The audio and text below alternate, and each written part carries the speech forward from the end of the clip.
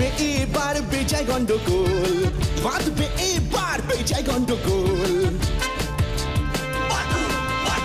বাটুল বিচ্ছু দুটো ঢালবে মাথায় ঘোল, বাটুল বিচ্ছু দুটো ঢালবে মাথায় ঘোল।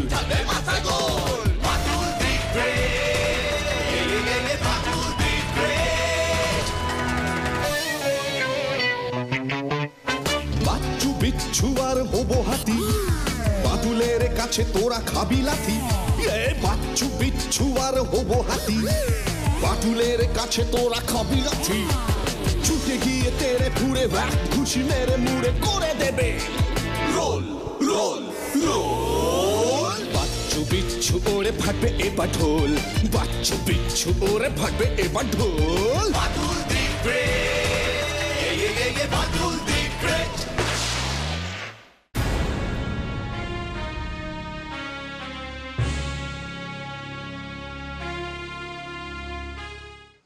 বাহ বাসু, খুব সুন্দর বলেছো। এইভাবে পরীক্ষায় লিখলে তুমি খুব ভালো নাম্বার পাবা। ধন্যবাদ স্যার। আমি বসবো স্যার? হ্যাঁ, বসে পড়ো। এইবার বিশ্বু বাবু, তুমি উঠে পড়ো দেখি। এই তো স্যার উঠেছি, এবার বসবো স্যার।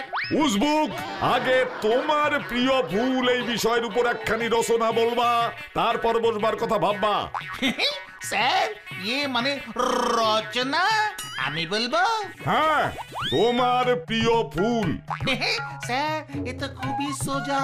আমার প্রিয় ফুল হইল সরষে, সরষে ফুল। চুপ, সকলে চুপ। মরকট, পুরো রচনা আগে বলো। ইয়ে মানে বলছি ইয়ে মানে আমার প্রিয় ফুল হইল সরষে ফুল।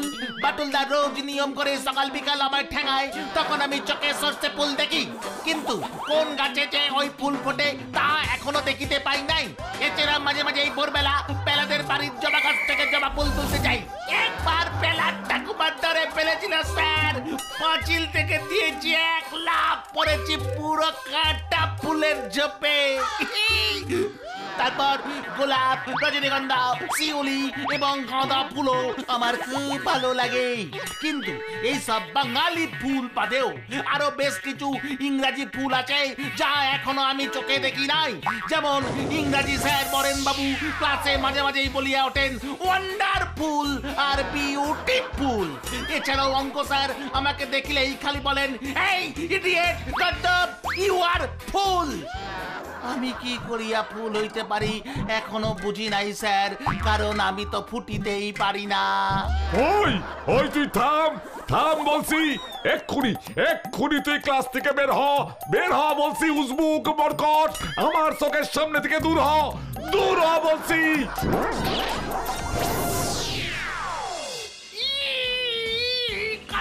লুজ হয়ে যাচ্ছে বাটুলদা, এবার খুলে যাবে। একদিকের কথা কিন্তু কিচ্ছু শুনতে পাবো না। দেখো বাটুলদা। তুমি?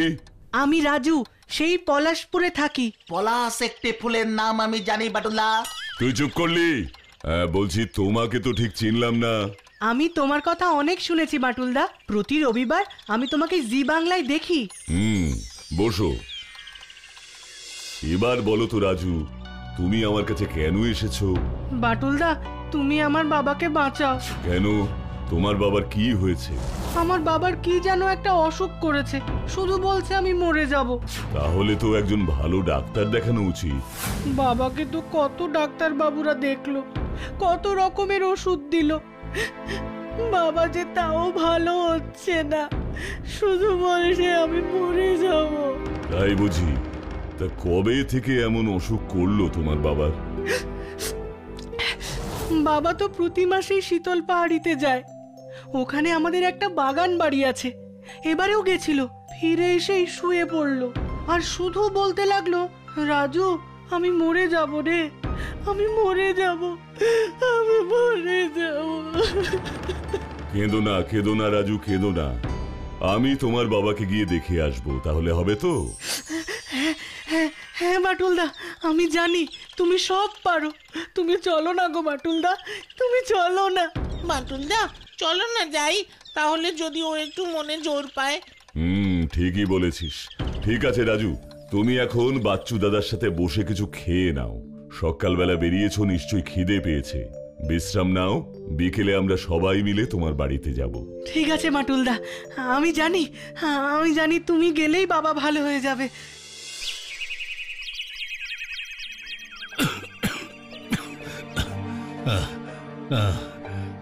বাটুল বাবু, আমি যে আর বাঁচবো না। এ কি হলো আমার ছেলেটার কি হবে বাটুল বাবু? কে বলল শশাঙ্ক বাবু আপনি বাঁচবেন না? আমি আপনাকে সুস্থ করে তুলব। তুমি তুমি তুমি পারবে বাটুল? যদি আপনি আমাকে একটু সাহায্য করেন। বলো বলো বাটুল, আমায় কি করতে হবে বলো? কি ওষুধ আর খেতে হবে? কিচ্ছু না। আগে বলুন, শীতল পাহাড়িতে গিয়ে হঠাৎ এভাবে কেন অসুস্থ হয়ে পড়লেন? কি খেয়েছিলেন সেখানে? কিচ্ছু খাইনি বাটুল, গন্ধ শুঁকেছি। আমি মরণ ফুলের গন্ধ শুঁকেছি। মরণ ফুল? হ্যাঁ বাটুল, এবার যখন গেলাম শীতল পাহাড়িতে, উত্তরের এই ঠান্ডা ফুরফুরে হাওয়াটা সত্যিই ভালো লাগছে। দূষণহীন এই শীতল পাহাড়িতে এলে শরীর স্বাস্থ্য এমনি ভালো হয়ে যায়। আহা, কি সুন্দর মিষ্টি একটা গন্ধ পাচ্ছি। কি ফুলের গন্ধ এটা, এত মিষ্টি! এমন গন্ধ তো আগে কোথাও পাইনি। এতবার এখানে এসেছি। আরে, ওটা কি ফুলের গাছ? গাছটাকে তো এর আগে এসে দেখিনি। কি সুন্দর, কি সুন্দর ফুল! আশ্চর্য, এই রাতে কেমন সুন্দর ফুল ফুটেছে। ওই ফুলের গন্ধই ঠান্ডা হাওয়ায় মিশে শরীর মন একেবারে জুড়িয়ে দিচ্ছে। এ যেন নেশা লাগিয়ে দিচ্ছে। যাই, ঘুমে চোখ জড়িয়ে আসছে। কাল সকালে রামকিঙ্করকে জিজ্ঞেস করতে হবে যে ওই আশ্চর্য ফুলটার নাম কি।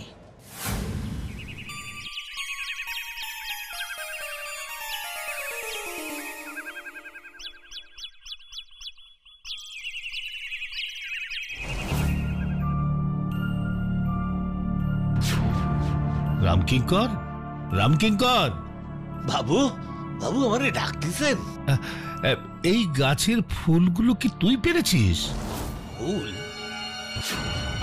না তো বাবু, এই গাছে তো আমি কখনো ফুল হতে দেখি নাই। কি বলছিস কি? হ্যাঁ, আমি কাল নিজে চোখে দেখেছি। বিশ্বাস করেন বাবু, বাড়ির পেছনে আমি আজ কেন গত 2 মাসে আসি নাই। এই গাছটাকে আমি প্রথম দেখছি। ফুল তো দূরের কথা বাবু। তাই নাকি? হ্যাঁ বাবু। তা এটা কি ফুলের গাছ জানিস? না তো বাবু, এ তল্লাটে এমন গাছই আমি আর 2টি দেখিনি। এত বছর বয়স হলো আমার, কোথাও দেখিনি এমন গাছ। কি নাম বাবু এই ফুল গাছের? সেটা তো আমিও জানি না। তুই একবার মাধব বাবুকে ডেকে নিয়ে আয় তো। আগে আপনার ওই বন্ধু মাধব বাবু, যে ওই স্টেশনের সামনে থাকে? এই শীতল পাহাড়িতে আর আমার কোন বন্ধু আছে শুনি? ঠিক আছে বাবু, ঠিক আছে। ঘরের কাজকর্ম সেরে গিয়ে আমি ওই মাধব বাবুকে ডেকে নিয়ে আসছি। ঠিক আছে। খুব আশ্চর্য লাগছে ব্যাপারটা।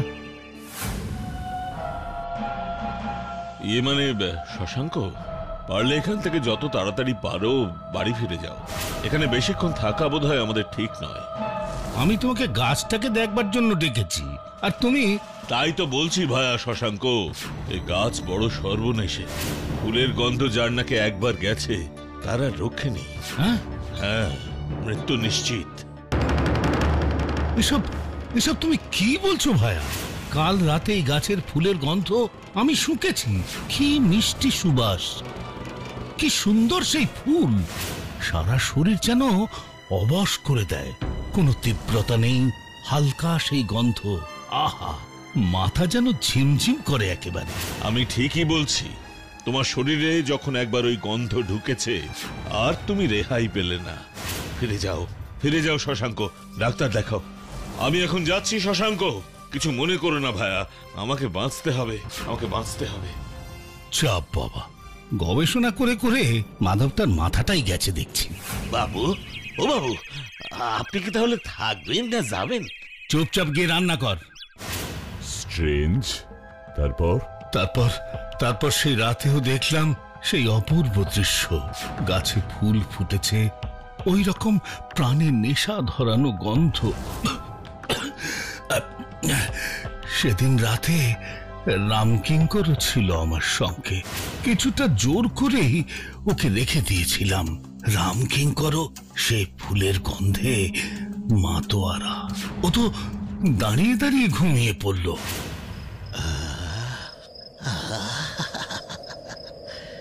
কি সুগন্ধ গো বাবু, প্রাণটা যে একেবারে জুড়িয়ে যাচ্ছে।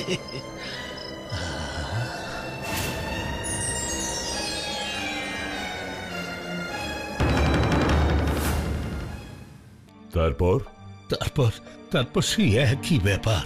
সকাল হতেই দেখলাম গাছের ফুলগুলো একেবারে কোথায় যেন উধাও হয়ে গেছে। স্ট্রেঞ্জ। কিন্তু তারপরে পেলাম সেই দুঃসংবাদ। দুঃসংবাদ?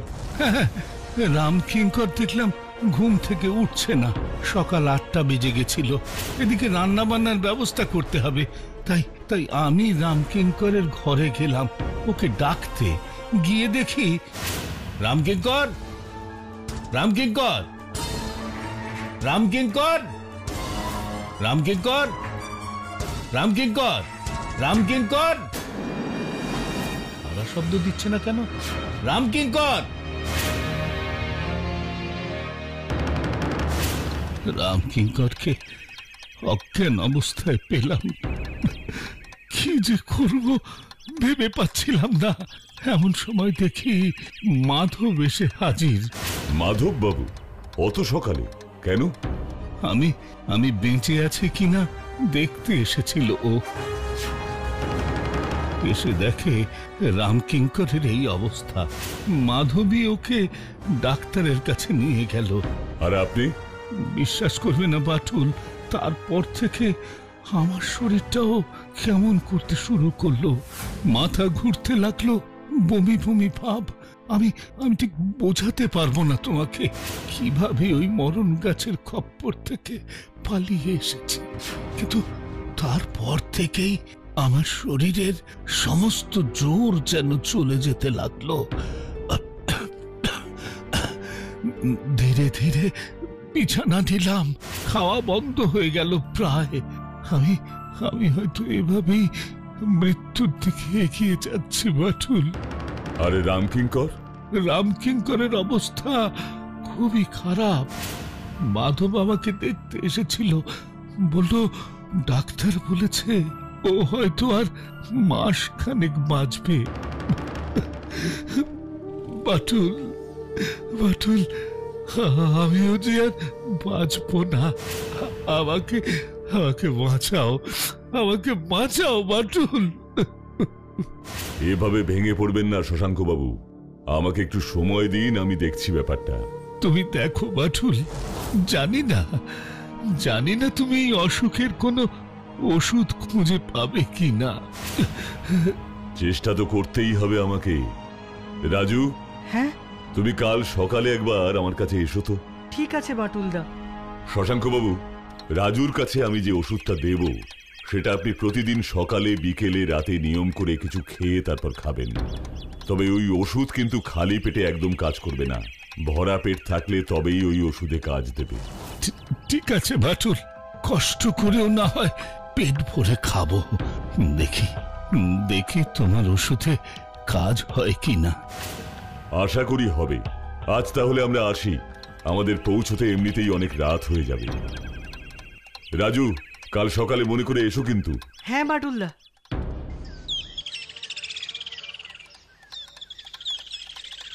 বাচ্চু,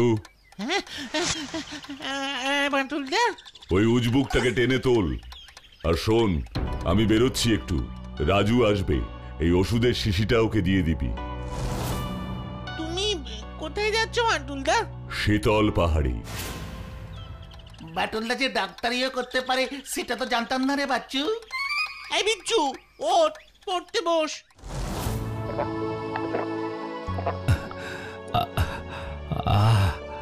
দুবার খেয়ে বেশ সুস্থ বোধ করছি রে রাজু।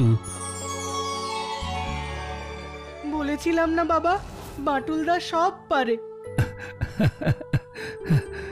মনে তো হচ্ছে এ যাত্রায় বেঁচে যাব রে রাজু।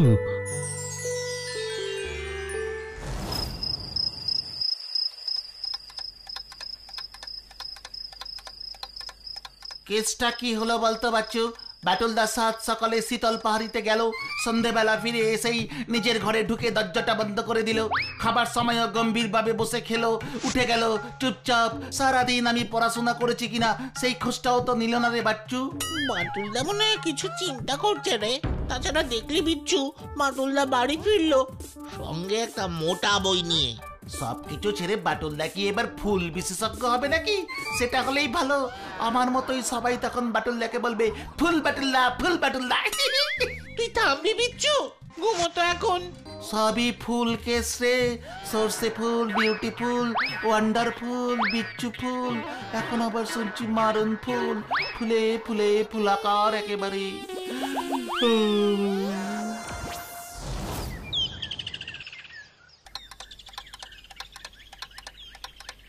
বাটুলদা, ও বাটুলদা। বলে ফেল। বাটুলদা, বলছিলাম যে আজ প্রায় 3 দিন হয়ে গেল রাজুর বাবা ওই শশাঙ্ক বাবুর তো কোনো খোঁজ তুমি নিচ্ছই না। তুমিও ভয় খেয়েছো নাকি বাটুলদা? বাজে কথা না বলে পড়তে বস গিয়ে। হ্যাঁ বসছি বাটুলদা। জানো, গত 2 দিন ধরে মনটা কেমন খচখচ করছে গো। পড়ায় একটুও মন বসছে না। তুমি তো এমন ভাবে এর আগে কোনো ব্যাপারে মাঝখান থেকে হঠাৎ করে থেমে যাওনি। সেই যে শীতল পাহাড়িতে গেলে, চলেও এলে, কি করলে গিয়ে কিছুই তো বললে না। বলো না গো বাটুলদা, বলো না, তাহলে মন দিয়ে একটু পড়তে পারি। কি আবার করব? রাজুদের বাগান বাড়িতে গিয়ে গাছটা দেখলাম, এরপর রামকিঙ্করের খোঁজ নিলাম। বেচারা, ওকে যদি তুমি একটু ওষুধ দিতে পারতে। আর মাধব বাবু? মাধব বাবুর সঙ্গে দেখা করেছি, ওর ফোন নাম্বারটাও নিলাম। বাটুলদা, বাটুলদা, বাবা ভালো হয়ে গেছে বাটুলদা। আরে এই খবরটার অপেক্ষাতেই তো ছিলাম। চলো রাজু, আমি তোমার বাবাকে দেখতে যাব। তোরা এগো, আমি মাধব বাবুকে এই সুসংবাদটা ফোন করে জানিয়ে আসছি।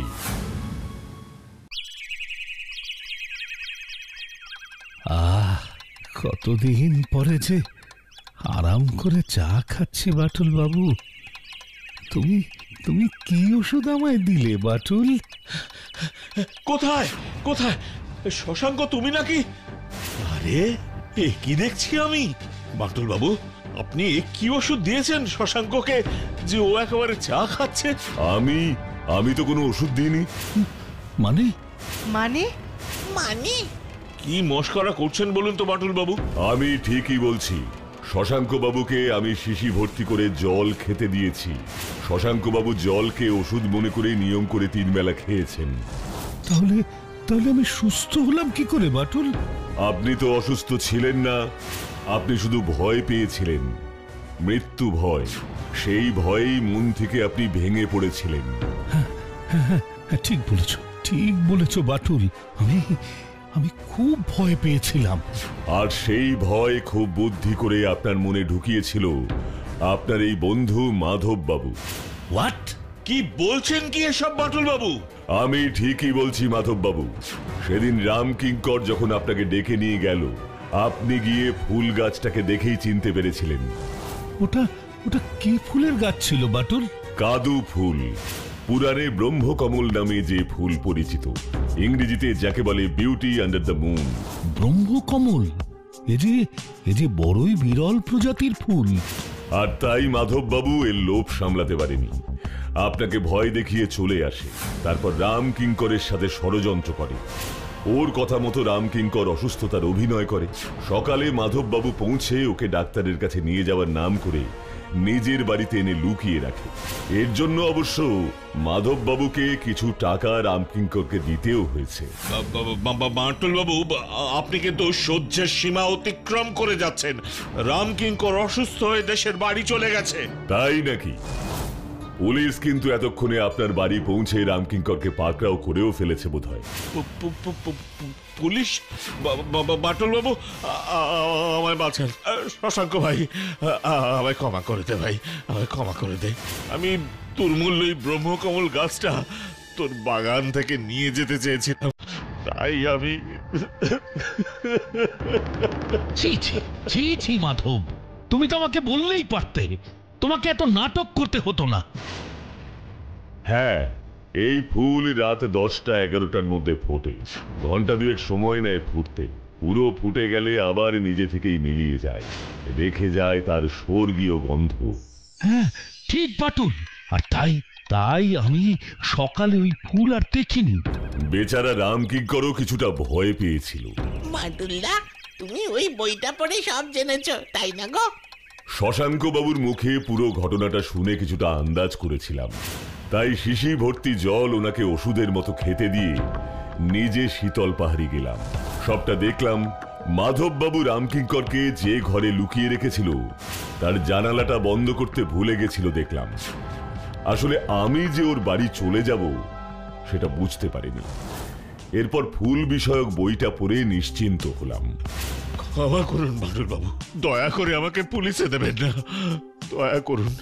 না না মাধব বাবু, সামান্য এই ফুল গাছ চুরির ব্যাপারে পুলিশকে জড়াইনি, ওটা আপনাকে ভয় দেখিয়েছিলাম মাত্র।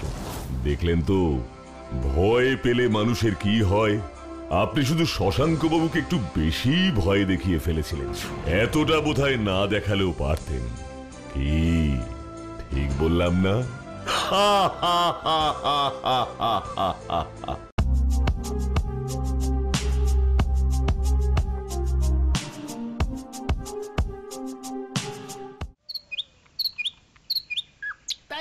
নাই খুশির সীমা নাই, বাটুলদা ঘরে নাই, অঙ্ক নাই, পড়া নাই, শোনা নাই, কিচ্ছু নাই নাই নাই নাই নাই নাই নাই। তাই আমার মনটা কেমন তিরিং বিরিং করে রে, তিরিং বিরিং করে। আরে বুঝলি আমার মাই ডিয়ার বাচ্চু ভাই, দেখেছিস বাটুলদা না থাকায় কেমন উপকার হয়েছে। মানে আমার গান গাওয়া, গান লেখার প্রতিভা কেমন ঠিকরে ঠিকরে বেরোচ্ছে। হ্যাঁ, সে তো দেখতেই পাচ্ছি, একেবারে কিরকম ঠিকরে ঠিকরে বেরোচ্ছে। কিন্তু অত সুখ ভালো নয় বিচ্ছু, একটা কথা সব সময় মনে রাখিস, যত হাসি তত কান্না, বলে গেছেন সেন শর্মা। সবসময় তোর মনে এত ভয় কিসের বলতো? আরে বাবা, বাটুলদা গেছে ঘুরতে, আর সেই সুযোগে আমরা একটু আনন্দ করবো, গান করবো, নাচবো, সেটাও কি করতে পারবো না? পারবি না কেন? কিন্তু বাটুলদা যা যা পড়তে বলে গেছে সেইগুলো করে তারপর বাবা যত খুশি নাচ কর, গান কর, কেউ তোকে মানা করছে না। না, আমি এই কয়দিন কোন রকম লেখাপড়া 30 সীমানার মধ্যে যাব না, শুধু খেলবো, মজা করবো, আর ফ্রিং এর মতো তিরিং বিরিং করে ঢিঙ্কা চিকা ঢিঙ্কা চিকা ঢিঙ্কা চিকা নাচবো। বাটুলদা চুপ কর বাচ্চু। ঢিঙ্কা চিকা ঢিঙ্কা চিকা ঢিঙ্কা চিকা। বাটুলদা, বাটুলদা, আমি ভজা, তোমাকে একটা কথা বলতে এসেছি। ভজা? তোমাকে তো ঠিক চিনতে পারলাম না, কোত্থেকে আসছো? হ্যাঁ হ্যাঁ, আমি ভজা, চিলাপোতা গ্রাম থেকে আসছি। চিলাপোতা গ্রাম? সে তো অনেক দূরে। বসো বসো, আগে বসো। হ্যাঁ হ্যাঁ, এসো ভজা।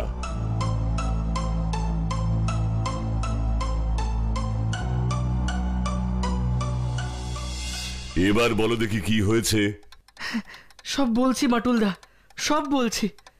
আমার একমাত্র দাদু, সবাই ওনাকে নগেন খুড়ো নামেই চিনত, হঠাৎ মারা গেছে। তোমার দাদু নগেন খুড়ো হঠাৎ মারা গেছে? মানে? আমার ভালো সুস্থ সবল দাদুটা হিমালয়ে গেছিল তীর্থ করতে, আর সেখানেই মারা গেছে। মানে তীর্থ করতে গিয়ে সোজা স্বর্গে? হ্যাঁ, দাদু তীর্থে যাওয়ার আগে আমাকে অনেকবার করে বলতো, ওরে বজা, আর আমার পা টিপতে হবে না রে বাছা। আহ দাদু, তুমি আর দুদিন পরে হিমালয়ে তীর্থে যাবে, তা ভালো করে তোমার পা টিপে দিতে হবে না? তুই আমাকে খুব ভালোবাসিস তাই না রে বজা? হ্যাঁ দাদু, আমি তোমায় খুব ভালোবাসি। আচ্ছা দাদু, একটা প্রশ্ন করব? এই একটা কেন রে, 100টা প্রশ্ন কর। আচ্ছা দাদু, শুনেছি হিমালয়তে নাকি সব দেবতারা ঘুরে বেড়ায়, এই শিব ঠাকুর, পার্বতী, কার্তিক, লক্ষ্মী, গণেশ সবাই। হ্যাঁ, ঘুরে বেড়ায় বই কি। আর কেউ যদি খুব পুণ্য করে তবে তারা ওই পুণ্য করা লোকেদের দেখাও দেয়। পুণ্য? পুণ্য মানে কি গো দাদু? পুণ্য হলো ভালো কাজ রে। তাহলে তো তুমি অনেক পুণ্য করেছো দাদু। কেন? কেন কি গো, তুমি গরিব মানুষদের কত ভালোবাসো, কত কত তীর্থে ঘুরতে যাও, সারাদিন ভগবানের পুজো করো, আর এত বড় বাগান বাড়িও আমাকে লিখে দেবে। সে তো লিখে দেবই, তুই ছাড়া আমার আর কে আছে বল দেখিনি। তাহলে তোমাকেও নিশ্চয়ই ভগবান দেখা দেবে, দেখো। ভগবানের দেখা পাওয়া কি অত সহজ রে ভজা? অনেক ভজনা করার পরে তার দেখা মেলে। দেখবে দাদু, ভগবানের দেখা তুমিও পাবে। তাই যেন হয় রে ভজা, তাই যেন হয়। এই আশা নিয়ে দাদু হিমালয়ে গেল, আর ফিরে এলো না। নগেন খুড়ো মানে তোমার দাদু আর হিমালয় থেকে ফিরে আসেনি? না, ওরকম বিপদে পড়লে কেউ কি আর বেঁচে ফিরে আসতে পারে? শান্ত হও, শান্ত হও। কি বিপদের কথা তুমি বলছো ভজা? বলছি তোমাকে সব বলছি বাটুলদা। হিমালয়ের তীর্থে যাবার পথে দাদুর সাথে আমিও ছিলাম। পথে হঠাৎ শুরু হলো সে কি ভয়ানক তুষার ঝড়। দাদুকে বললাম, দাদু এই তুষার ঝড়ের মধ্যে আর এগিয়ে গিয়ে কাজ নেই, চলো আমরা এখান থেকে ফিরে যাই। তো এটা শুনে তোমার দাদু কি বললো? দাদু বলল, ওরে ভজা, এ হচ্ছে ভগবানের পরীক্ষা রে। ভগবান আমাকে পরীক্ষা করছে যে আমি তাকে কতটা ভালোবাসি। না না না, আমি এই তীর্থযাত্রা শেষ না করে ফিরবো না। তার জন্য যদি আমায় মরতে হয় সেও ভালো। দাদুর এই কথা বোধহয় ভগবান শুনতে পেয়েছিল, তাই আমার দাদু সত্যি সত্যি মারা গেল গো বাটুলদা। সবই তো বুঝলাম ভজা, কিন্তু আমার কাছে তোমার আসার কারণটা তো বুঝলাম না। বলছি বাটুলদা, বলছি, কাল রাতে আমি সবে ঘুমিয়েছি, হঠাৎ দেখি। কি দেখলে ভজা? দেখলাম আমার দাদু নগেন খুড়ো এসে আমাকে বলল, ভজা, ভজা, ওরে এই ভজা, ঘুম থেকে ওঠ। কি দাদু তুমি? হ্যাঁ, শোন ভজা। বলো বলো দাদু। আমার এত বড় বাগান বাড়ি, দিঘি, এসবই তো এখন তোর রে ভজা। হ্যাঁ হ্যাঁ হ্যাঁ দাদু, এসবই তো তোরই পাওয়ার কথা ছিল। হ্যাঁ হ্যাঁ হ্যাঁ। ভালো করে শোন, শুধু এই বাগান বাড়ি আর দিঘির দেখাশুনো করলেই হবে না। মানে আর কি দেখাশোনা করতে হবে দাদু? আমি তো জানতাম বাগান বাড়ি আর দিঘি ছাড়া তোমার আর কিছুই নেই। আছে। আছে? কি আছে? সেটা বলতেই তো এসেছি রে। বলো দাদু। শোন, বাগান বাড়ির দিঘিতে। হ্যাঁ, বাগান বাড়ির দিঘিতে কি কি আছে? বাগান বাড়ির দিঘিতে আমার এক ঘোড়া মোহর আছে। দিঘিতে এক ঘোড়া মোহর? হ্যাঁ, ওই মোহরের মালিক তুই। এক ঘোড়া মোহরের মালিক আমি? কি মজা! এক ঘোড়া মোহর আমার, আর কে পায় আমাকে? ওরে ওরে, এত লাফাস না, এখনো আমার কথা শেষ হয়নি। কি কি কথা? ওই দিঘির ভিতরের এক ঘোড়া মোহর পেতে হলে তোকে একটা শর্ত পূরণ করতে হবে রে ভজা। শর্ত? কিসের শর্ত দাদু? একদিনের মধ্যে ওই দিঘির জল শুকিয়ে ফেলে তার মাঝখানে এক কোমর সমান গর্ত খুঁড়তে হবে। একদিনের মধ্যে? হ্যাঁ, একদিনের মধ্যে। কি বলছো দাদু? ওই অত বড় দিঘির জল একদিনের মধ্যে শুকিয়ে ফেলে তার মাঝে আবার এক কোমর গর্ত খুঁড়তে হবে? হ্যাঁ, তাই করতে হবে। তা না হলে ওই এক ঘড়া মোহর তুই পাবি না। কিন্তু এটা কি করে সম্ভব দাদু? ওই অত বড় দিঘির জল শুকাতে তো অনেক লোক লাগবে, আর অত লোক আসলে তো ওই এক ঘড়া মোহরের কথা জানাজানি হয়ে যাবে। এতে এত ভয় পাবার কি আছে? বাহ, ভয় পাবো না। জানাজানি হতে হতে ওই মোহরের কথা যদি কোনো চোর ডাকাতের কানে গিয়ে পৌঁছয়, তখন কি হবে? চোর ডাকাত তো ওই এক ঘড়া মোহর চুরিও করে নিতে পারে, তখন? চুপ কর। একদিনে ওই বিশাল দিঘির জল শুকিয়ে ফেলে তার মাঝখানে এক কোমর গর্ত খোঁড়া একজনের পক্ষেই সম্ভব। এই অসম্ভব কাজটা একদিনে কে সম্ভব করতে পারবে গো দাদু? বাটুল। সবই তো শুনলে তুমি। এখন তুমি আমায় ওই এক ঘড়া মোহর পেতে সাহায্য করো বাটুল দা। সাহায্য করতে পারি, কিন্তু আমার একটা শর্ত আছে ভজা। কি শর্ত বাটুল দা? আমাকে ওই এক ঘড়া মোহরের অর্ধেকটা দিতে হবে। কি? ঘড়ার অর্ধেক মোহর তোমাকে দিতে হবে? হ্যাঁ, ঘড়ার অর্ধেক মোহর আমাকে না দিলে আমি ওই দিঘির জল একদিনের মধ্যে শুকিয়ে তার মাঝখানে এক কোমর গর্ত খুঁড়তে পারবো না। আমি তোমায় ঘড়ার অর্ধেক মোহর দিতে রাজি। ঠিক আছে, তাহলে আমিও রাজি। কালকেই তোমার কাজ হয়ে যাবে ভজা, তুমি নিশ্চিন্তে বাড়ি।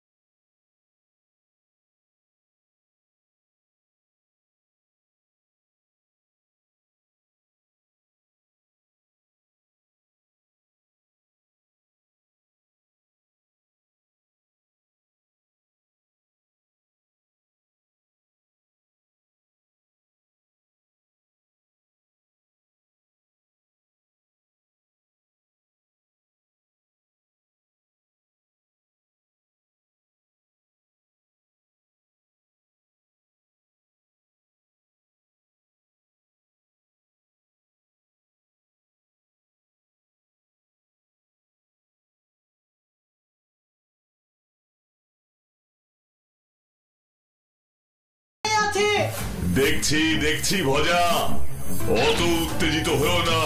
কি বলছো বাটুল দা? এক ঘড়া মোহরের ব্যাপার, আর উত্তেজিত হব না?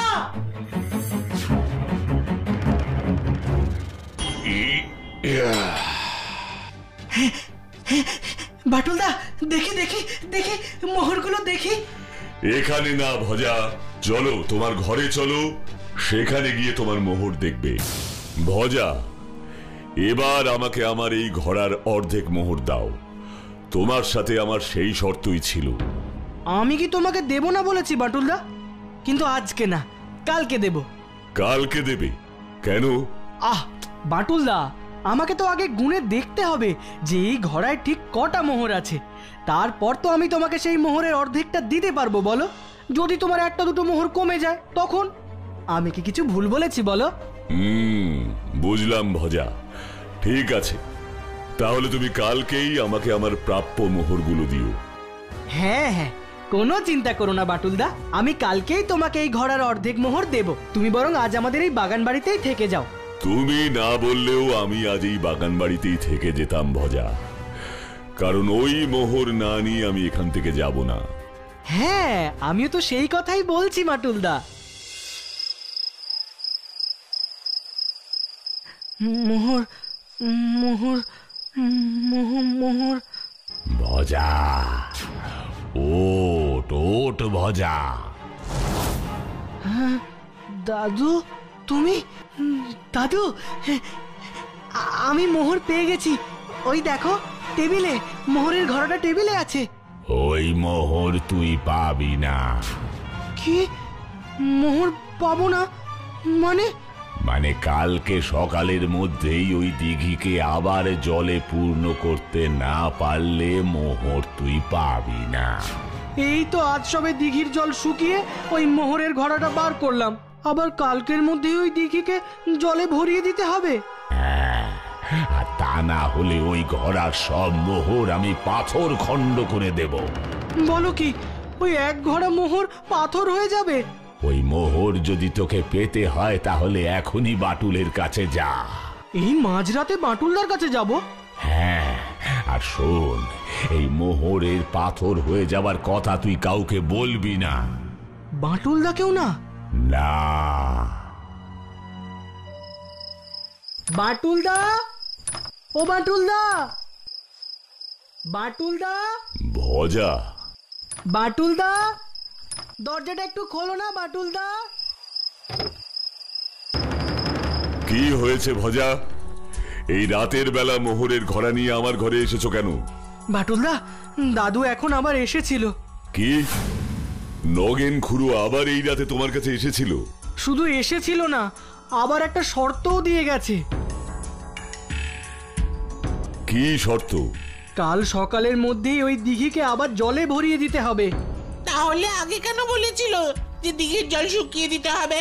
সেসব আমি জানি না, কিন্তু আমাকে বলেছে দিঘিকে জলে ভরিয়ে দিতে না পারলে কি হবে? না পারলে ওই ঘোড়ার মোহর আমরা কেউই পাবো না। আর ওই মোহর না পেলে আমি যে দুঃখে একেবারে মারা যাব। বাটুলদা, আমাকে তুমি বাঁচাও, বাঁচাও না বাটুলদা। বাঁচাবো, কিন্তু আমার একটাই শর্ত আছে। আমি তোমার সব শর্ত রাখবো বাটুলদা। ঠিক আছে, তাহলে ওই মোহরের ঘোড়া আমার কাছে রেখে যাও, আর ওই দিঘি জলে ভরানো হয়ে গেলে সবার সামনে তুমি আমার ভাগের অর্ধেক মোহর আমাকে দিয়ে দেবে। কি, রাজি আছো? হ্যাঁ হ্যাঁ, দিয়ে দেবো দিয়ে দেবো বাটুলদা, আমি দিয়ে দেবো। এবার আমাকে আমার কাজটা করতে দে।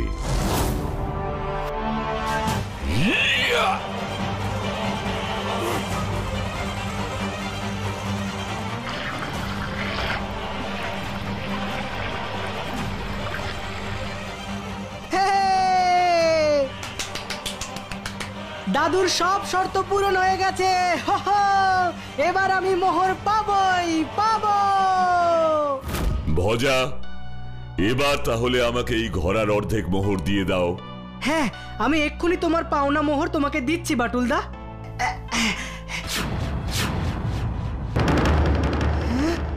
এ কি, মোহর গেল কোথায়? এই সবই তো পাথরের খণ্ড। বাটুলদা, তুমি সত্যি করে বলো, এই ঘোড়ার মোহরগুলো কোথায় গেল? সেটা আমি কি করে জানবো ভজা? আমি তো ওই ঘোড়া রেখে তোমার সাথেই ওই দিঘিতে গিয়েছিলাম। তাহলে কি ভূতে এসে এই মোহরগুলো সব পাথর করে দিল? তা তো আমি জানি না ভজা। জানি না বললেই হবে? আমাকে অত বোকা ভেবো না বাটুলদা। আমি তোমার নামে থানায় কেস করব, তারপর উকিলকে দিয়ে তোমার মুখ থেকে সত্যি কথা কিভাবে বের করতে হয় আমি জানি। আমিও সেটাই চাই ভজা। এবার পুলিশ আর জজ সাহেবই বের করুক আসল সত্যিটা কি। তাহলে আমাদের দেখা হচ্ছে কোর্টে। হ্যাঁ, এটা মনে রেখো বাটুলদা।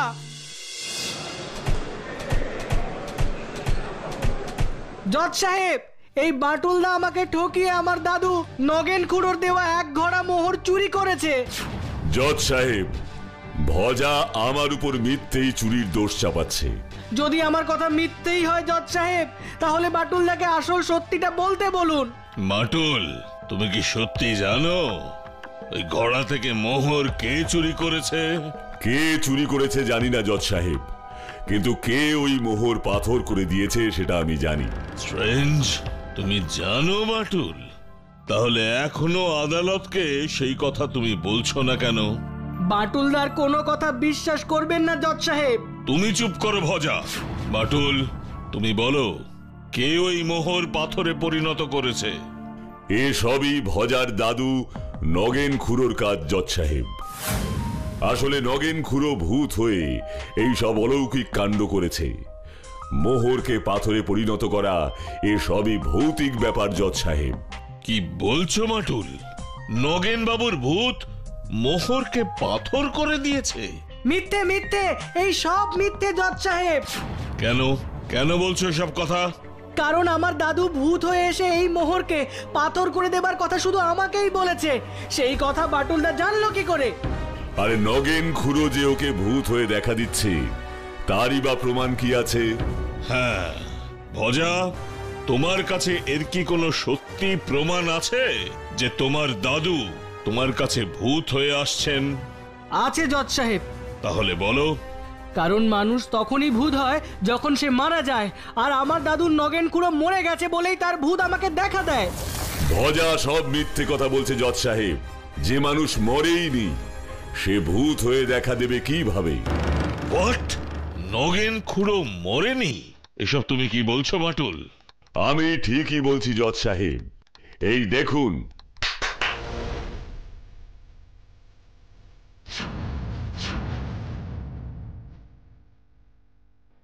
এ কি দাদু? না না, এ হতে পারে না। এসব মিথ্যে জজ সাহেব। ইনি আমার দাদু হতে পারেন না। কেন পারে না ভজা? বলছি কারণ আমি দাদুকে হিমালয়ে ঘুরতে নিয়ে গিয়ে একটা গুহায় আটকে রেখে এসেছি মেরে ফেলার জন্য। হোয়াট? তুমি তোমার দাদুকে হিমালয়ে নিয়ে গিয়ে গুহায় আটকে রেখে এসেছো? যাতে দাদু মারা গেলে তার বিশাল সম্পত্তির একমাত্র মালিক ভজা হতে পারে। কি তাই তো ভজা? আমি কি করলাম? আসল সত্যিটা বলে ফেললাম। আমি তো এই সত্যিটাই শুনতে চেয়েছিলাম রে ভজা, তোর মুখ থেকে। হোয়াট? আপনি কি বলছেন নগেন বাবু? হ্যাঁ জজ সাহেব, ভজা যে আমাকে মেরে ফেলে আমার সব সম্পত্তির মালিক হতে চেয়েছিল, এই কথাটা আমি ওর মুখ থেকেই শুনতে চেয়েছিলাম। আর তাই আমি আর মাটুল মিলে এই এক ঘোড়া মোহরের প্ল্যানটা করি, যাতে এই মোহরের লোভে পড়েই ও আসল সত্যিটা বলে ফেলে। I see. কিন্তু একটা প্রশ্ন তো থেকেই গেল নগেন বাবু, আপনার সাথে মাটুলের দেখা হলো কোথায়? হিমালয়ে জজ সাহেব। হিমালয়? হ্যাঁ, আমি হিমালয়ে ঘুরতে গিয়েছিলাম। পাহাড়ে হাঁটতে হাঁটতে হঠাৎ একটা গুহার ভিতর থেকে বাঁচাও বাঁচাও শব্দ শুনতে পাই। তারপর ওই গুহার মুখের পাথর সরিয়ে আমি নগেন বাবুকে উদ্ধার করি। আর তারপরে তুমি হিমালয় থেকে চলে এলে ভজাকে তার উচিত শাস্তি দিতে, তাই তো মাটুলদা? একদম ঠিক। আর বাটুল থাকতে দোষী শাস্তি পাবে না, তা কি কখনো হতে পারে? ভজা, একটা কথা সবসময় মনে রেখো, লোভে পাপ আর পাপে মৃত্যু। কি তাই না?